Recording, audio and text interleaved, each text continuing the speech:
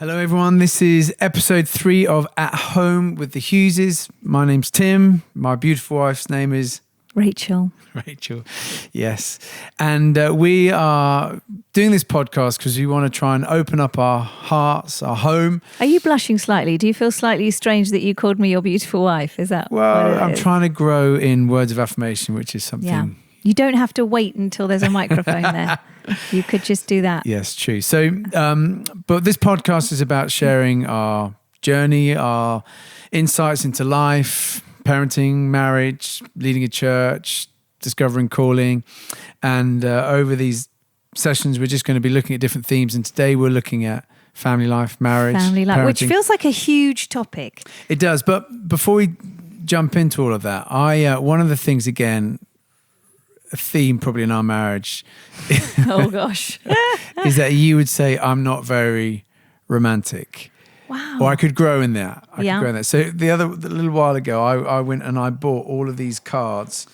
Did you buy those? Yeah, which it's like a game which you basically take on a date to encourage conversation. Mm-hmm. And so... We're normally not short of conversation. no, I know, but you have different things. But I just thought, spice things up a bit. Oh. Just show a bit of that I'm intentional. You could just buy me a gift. Oh, you did do that actually, episode 1. There we You go. did. I'm showing off. I've just got to keep it going Keep it going. when the podcast isn't rolling. Exactly. But, okay, this is talk to me. Read the question Some and of answer these it. are a bit rude. They are, So but this is a let's high-risk hope. strategy. Go on, read it out. The planet is in danger and you are sent to live in space. You can only bring one book, one movie, and an endless supply of one specific food. What do you bring? So book, movie, food. Okay, Ooh. the movie I would choose is Empire of the Sun, Steven Spielberg. Oh, story there. Incredible. The book I would choose, of course I have to say the Bible, but if it wasn't to be the Bible, what's my favourite book? Yeah, I don't know what I'd choose. There's lots. Birdsong, loved that movie, that book. Yeah, I'll say that. It is Birdsong, isn't it? Food, yeah. It's Oh, a I bit, know. It's Sorry, a bit I know. fruity, Birdsong. Is it? Isn't it? I'm going to go, actually, I know I think my favourite book, Kite Runner. Oh, amazing book. And then one food would be, I think, donuts. Oh, wow. No, what am I saying? Ice cream. Dulce de leche, Haagen-Dazs ice cream. Boom, done. I'd live off that. Okay, cool. What about... Do I have to go on, answer? No, I'll ask you a question. What is something you really wanted as a child that you would still love to have? What is something you really wanted as a child that you would still love to have? I know what you'd say, surely. What? Pony. No, I never wanted a pony. You wanted a pony? No, I didn't. Okay, go on then. What would I do with a pony? I don't Ride even know. it. I don't know how to. You know how to ride a pony. No, You not got a really. little pink rosette as a kid, which you're very proud I know. of. Right, go on, what would anyway, you... Can I? Do you know? I'm going to slight tangent rather than a thing. The thing I wanted to be as a child was a professional gymnast. Honestly, I did. Apart from wanting to be a TV presenter, I really, really You longed. still love to be that. Well, I long to be good at gymnastics, but I'm really physically very weak and I'm not very flexible. And so I just desperately wanted to be able to do like a backflip or a front flip and Splits. the split. Well, yeah, the splits, not so fussed about that. And so to be honest, even now, sometimes I think, can you imagine just being able to do like a backflip? Yeah, I haven't given it too much thought. But anyway, that's very helpful. There we go. There's something about me you didn't know, probably. No, I didn't know that. But we're going to look at marriage, parenting, Family life. So just to give the context, we've been married 19 years, Well very done. nearly. We have 5 children. By birth and adoption. And we lead a church in Birmingham called Gas Street. So life is full and busy. We which have a love. dog, 4 chickens and a rabbit at the moment. Yeah, I'd say you have a dog, 4 chickens and a rabbit, and I have to sort of Yes. welcome them into our family as You're well. gesticulating. No, I wouldn't have chosen to have those in our lives, but we have them. And to be clear, I'm not like this huge animal lover, but I do see the benefit to family life. It's for the kids. The kids. Yeah, right. Okay. Well, no, I love the dog. The chickens are great for the eggs. The rabbit, let's not talk about the rabbit. Yeah. So it was a moment of we're going to weakness. sort of frame this around a bunch of questions. We want this to be helpful, engaging, for maybe you don't have kids yet or you're not married yet. So we're just trying to... It's more like an introduction, isn't it? I feel like we're sort of finding our feet. This first series is a way of sort of painting a picture of our lives. And maybe in future series, we can like really drill down to one specific question or one specific thing. So this is more like an overview, isn't it? So okay. Yes, good. First question I would ask you, is married life what you expected? Can you remember before we were married what you thought married life would look like? And is it different? In a funny way, I don't feel like it is vastly different in a really good way. I think I had high expectations for being married. And I think partly the gift that both of us have had is that both of our parents are really happily married and have had long, happy marriages, which I recognise now is certainly not a given. No. It's a gift. So I think I probably had really high expectations through watching my parents. Now, that's not to say that they were deliriously happy and sort of hopelessly in love the whole time. They disagreed on things. They, argued about things. They journeyed and weathered tough times. But my parents and your parents have a very, very deep friendship and a deep love and affection for one another, and a very real and honest marriage. And I think, so I think I had high expectations, and actually, I feel like those expectations have been met with flying colours. With you, darling. Oh, and that's not to say, I think, that's not to say that there aren't. Gosh, there are plenty. And to be fair, my parents didn't work together. So that's a new thing. Yeah. I was one of 4. We have 5 children. My parents didn't adopt, we've adopted. So there is plenty of differences. And I think church leadership has its own. I mean, my parents had jobs that were pressured and demanding. But I think there is a something, isn't there, around church leadership that brings a whole different something. Not very vague. I think... what about you, love? Well, I thought we'd have sex every day. Right.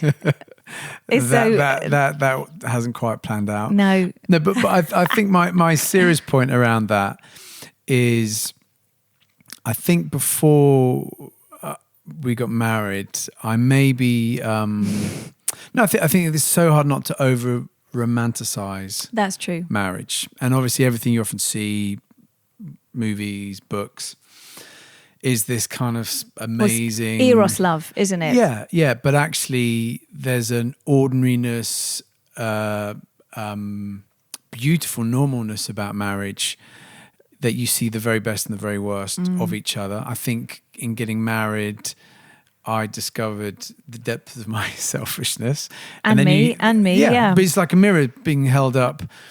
You had to learn. We've had to learn to decision make and navigate different expectations, love language. So all of these things, I think of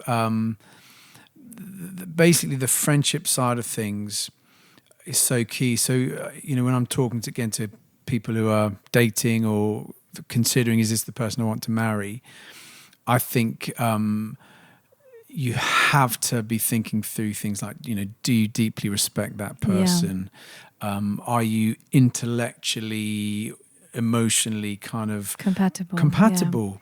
Well, that's the thing, is that there's a lot of talk around sort of sexual compatibility, isn't there, and attraction, but and attraction will not is really a great marriage. That actually your connection intellectually is and spiritually is way more important. Are you and of willing, course, we shouldn't play like physical attraction is really, really important. Are you willing to do the hard graft of serving one another, of allowing space for each other to grow? And because again, who you were age 26, who when we got married 27, we've changed. We're very different. So you've got to do that journey of growing and learning together. So I think I slightly joke about the sex thing, but I think it's important that we and we do have sex. Let's just be clear. But when you get married, you're embracing a journey, and you don't quite know where it's all going to go. Yeah, and it's beautiful, amazing, challenging, frustrating, But actually, for me, one of the best things I think about marriage for me is it's like being this safety net that I feel so safe around you. You know me so well that I feel I can bring my very worst.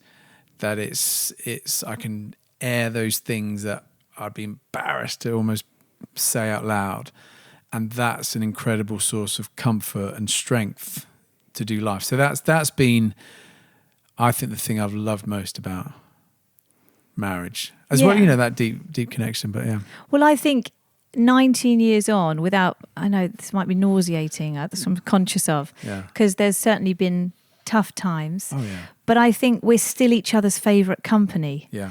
And I think you can know that early on, that like even from the beginning, we were each other's favourite company. Yeah. We were if I wanted to go somewhere new, whether it's a restaurant or another country or try a different experience, it was all you're the person that I want to do that with.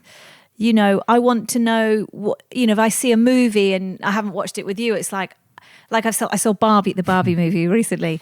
I really want you to watch it because I want to have those. I want to know what you think about it. You're the person. Yeah.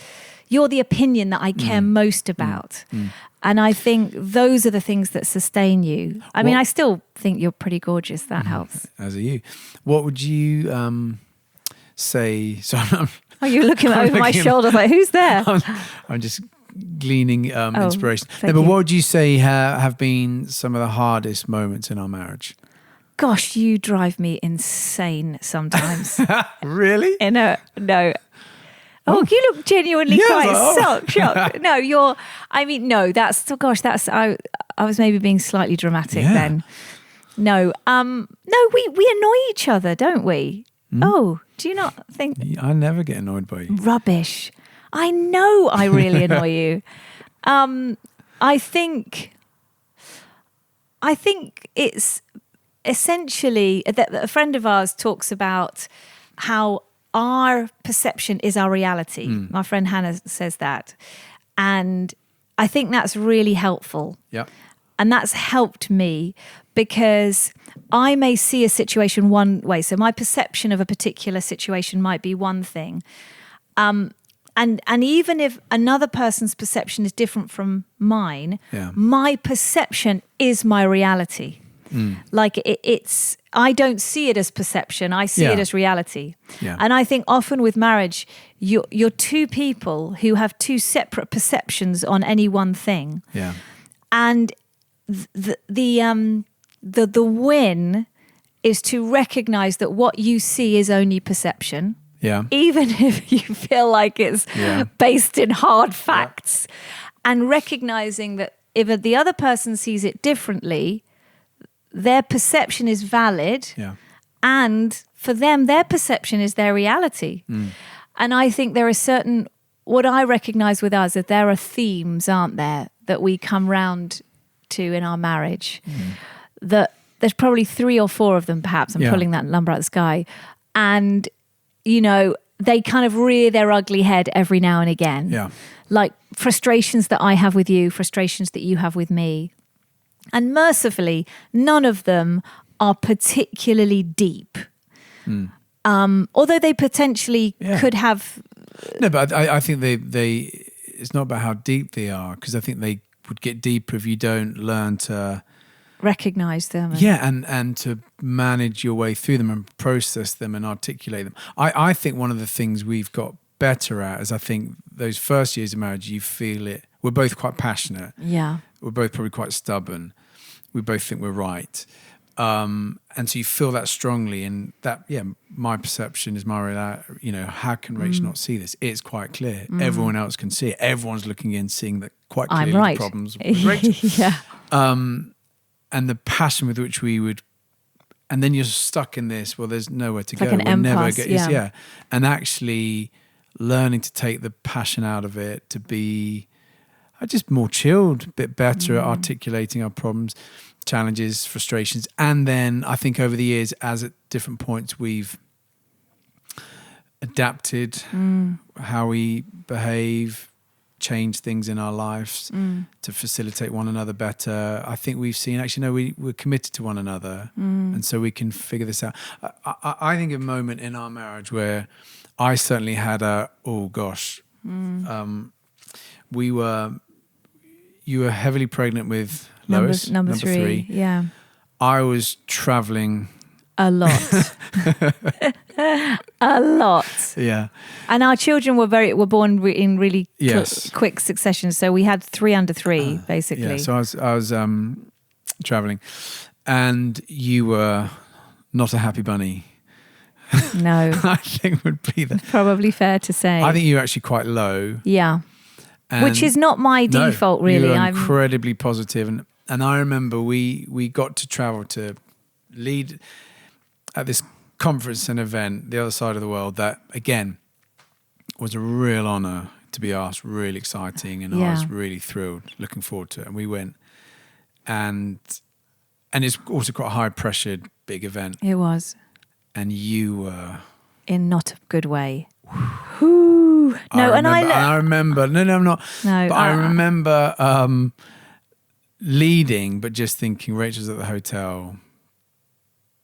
Well, I was sort of stuck at the hotel with yeah, like a 2-year-old, a 1-year-old, heavily pregnant, when you put it like that, and they were really, really jet lagged, and there was nowhere to go. You know, there was. And I was already very tired, and it had been a long run of lots of travelling. But I didn't deal with it very well. We had a conversation, and bottom line as well, I think you were really hurt by me. That I had put ministry and travel, what you felt, and I think there was really fair points in this, above family and above you. But I remember we're having a conversation, and sometimes, usually I'd say we're having conversations around things that have hurt one another, and you think, we're just good conversation, press and get it resolved. But this was one I thought, this isn't just a quick conversation. This is like deeper and actually requires some more serious work. So actually, off the back of that, was it? Well, I was just going to say, I think I had reached my limit. I think that's what it was. Like I was just kind of done with constantly holding the fort at home. And it felt, to be honest, again, like a season where you were doing all the exciting stuff and I was doing changing nappies, all the mundane stuff. And not being around the kids, I love that, but it's hard, it's mundane. And then you're on your own a bunch. Yeah, dealing with it. So I think I've learned that I've got pretty high capacity. But I was done. I had reached my limits. And then it was interesting, wasn't it? Because we together made the decision. But I think I could see that. And again, because I love you and I love our kids, and I didn't want to put ministry above. You know, I think we've always believed strongly that, you know, our number one priority is God. Yeah. Our number 2 priority is our marriage. That if we love each other well, we're going to love our kids best. Yeah. Number 3 is our children. Yeah. Number 4 is your work, which is leading Gas Street, and then not Mike, just like And then number 5 is, if you're working in school or a business or a charity, you know, it would be serving and being connected with the church. Yeah. But I could see actually I'd got the priorities wrong, and so actually there was a lot of pressure on you as well, and I recognised that. Yeah, but I made the decision to not travel for a whole year. Yeah. So I grounded myself. And again, it's interesting, isn't it? Because I think there's ego involved, there's momentum around career and ministry, and I think the lie is there's momentum, and if you sort of step off the treadmill, you'll lose momentum, you'll get forgotten, you'll be sort of missed out. But actually, for the sake, I didn't want, you know, my career, wrong word, but, you know, to flourish and family to dwindle. And so I actually needed to make that radical call to show to you that I loved you more than church, and to be around for the kids, and actually to recognise that there was a real moment of stretch family-wise that I needed to pay real attention to. And again, I can't remember what events I said no to during that time, but that's the point. But I do remember and do know that I invested in I felt kids. Hugely honoured by that decision. So it was, and I think as well, part of making that decision was the fact that up until that point, I hadn't really said that. It's not like every time you travel, it's like, I can't do this, I can't go. No. Like you knew there was that trust and respect between us. That it was like, if I'm saying, I'm done, Tim, I've reached my capacity, you're like, oh, okay. Yeah. Rather than me saying that every 2 weeks. Well, and I recognised, because you're a very resilient person and can carry huge amounts, I'd taken a bit of advantage of that. I think, Rachel will be fine. I remember someone saying the danger is you take advantage. You can, might be a bit of a stretch for Rach, but she'll get through. She'll get over it. Yeah. But there's a point where, and again, it's an amazing thing in a marriage to say, I can't anymore. I can't, and that doesn't come easily for me. That's the thing. I'm not very good at saying, I'm done now. I've hit my capacity. I'm quite I'm, we can make it work. Let's do it. But I was done. Well, and I think the other thing is, I now recognize how costly it was for you to make that decision, and how counterintuitive, at a time where, there was, there were tons of invitations coming in, and I don't remember what you said no to that year, but that was costly, and I really appreciate that. And I think now, funnily enough, I'm in a season where there's opportunity for me to go and speak at different places. You're off to Australia for 10 days. You don't need to go through the itinerary. And then Dubai. Anyway. But it's my great joy. But I now appreciate even more what that sacrifice meant. That was a good example. Yeah, but it's also... But there's also been times where we haven't got it right, in a sense. Well, no, I'd say that whole year beforehand, we'd got it all wrong. I think as well that there's over-spiritualization of stuff, particularly for those who work in the church. Yes. That God's ministry trumps... and I think of that bit where Paul talks... there are many guardians, but not many fathers. And I was reflecting on that verse, and I see lots of people and businesses and churches, charities, organizations where they've got it wrong way round. They're guardians of their children, but fathers of their businesses or organizations. But actually, my calling, primary calling, is to father my 5 children, for you to mother. No one else can father them. People can help, but that's such a key part of my call. And actually, I don't want to delegate that out to anyone else. I don't want for our children to think, oh, well, dad or mum parented the church, but they didn't parent us. And I think sometimes really coming back to, if you have kids, got to invest in them, and sometimes it's hard work. Well, and I think that's part of the problem, is that we can sometimes interpret hard work as like not God's will. Does that make sense? Like, oh, this is really hard. Or again, the fact that it is a death to self. It's costly. It's beautiful and wonderful, but it's hard going, and it's not glamorous. It's behind the scenes, and I think sometimes that over spiritualization of things that are sort of on a platform, or perhaps in a non-church context, the things that have financial benefit, we can make much more of those. Whereas I think God cares so deeply about the way that if we're parents, the way that we love and parent our children. And it's interesting, again, I've been thinking about even like contrasting preaching, for example, with raising the kids. And I recognize that when I'm sort of preparing to speak somewhere, I feel this sort of pressure to be terribly spiritual, like, have I prayed enough? Have I done this? Have I sought the Lord, sought the Lord, whatever, enough, And yet I don't apply that same spiritual pressure when I'm parenting. Now, in some ways you could say, well, maybe the solution is to apply more of that spiritual pressure on myself in parenting. But I'm not quite sure that, because again, if we're walking in step with the Spirit, if we have got rhythms of prayer and rhythms of Bible study, rhythms, etc., then our whole life is a spiritual exercise. Does that make sense? And so maybe actually I'm over spiritualizing when I preach because it's on a platform, but actually God cares equally about, I feel like the other day I had to exercise just intense amounts of patience this one situation, and I came away from it and I felt like I think God was really pleased with me in a way that is, in the same way as if I've just ministered in a room full of lots of people, and you know what I mean? Yeah, I think one of the things we were really impacted by was Andy Stanley.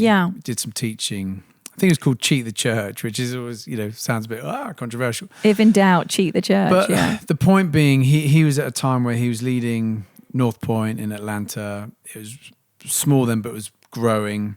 He felt incredibly stretched in that. He also was married. He had 2 young children. The demands on family was growing. And he felt like he was stretched in these 2 ways and felt, church constantly needed more of his time, but also family constantly needed more of his time. And he could just see where it was going and it wasn't going to land well. And so he began to process this with God. And I guess there was a fear in his heart that God wouldn't build the church as big as he wanted to build it. So the danger is then you think, well, I've got to do it. So I've got to throw all the hours of the day into it at the expense of family.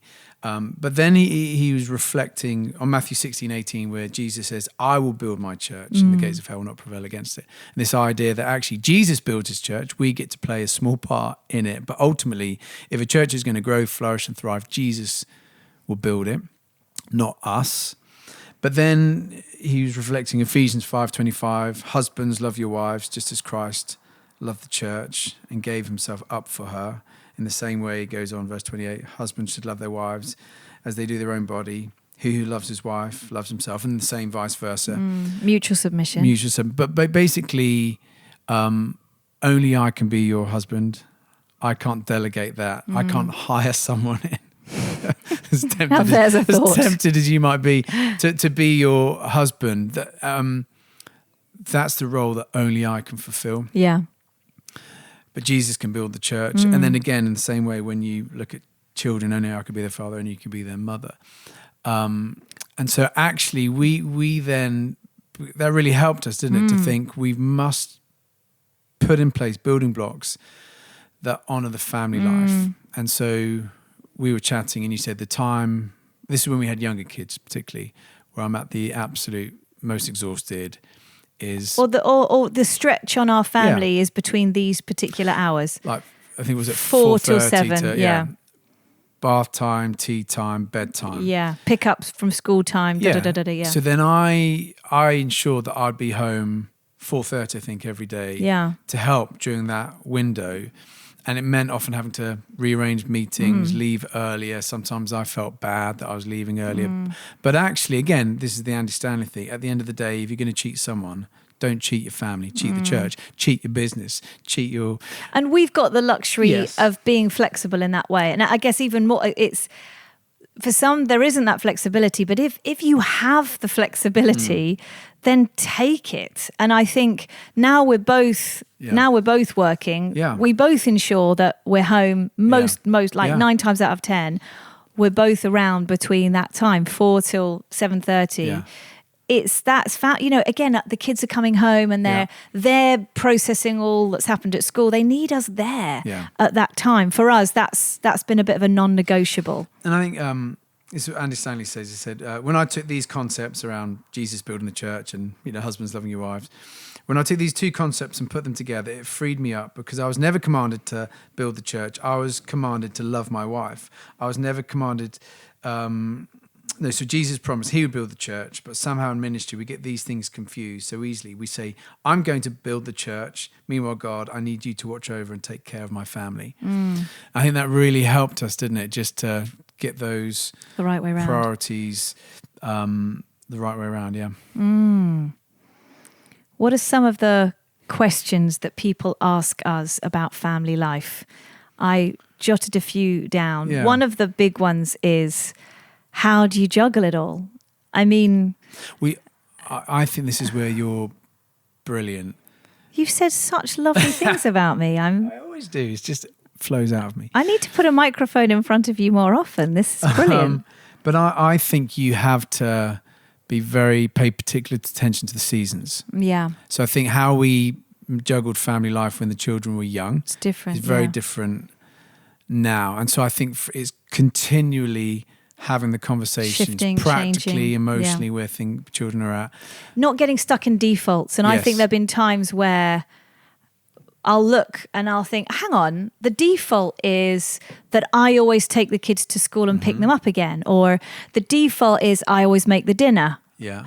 Or the Well, it's better default generally is, for the kids. or like this is a really mundane one, but the default is I always do the laundry. And actually, just recently, I've said to you, because we're both now, we both have got a lot of ministry pressure on us in probably an equal measure now. Yeah.